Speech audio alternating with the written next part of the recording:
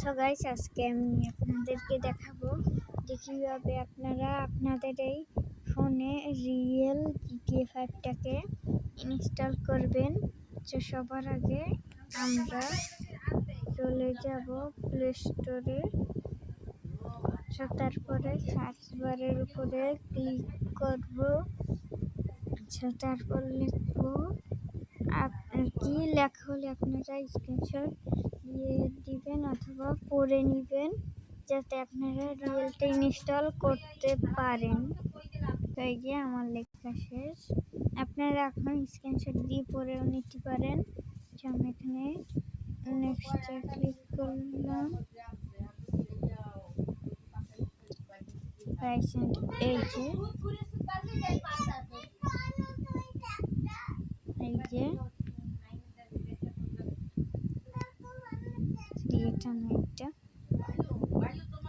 এই যে এটা দিয়েই কিন্তু আপনারা রিয়েল GTA 5টাকে ইনস্টল করতে পারবে।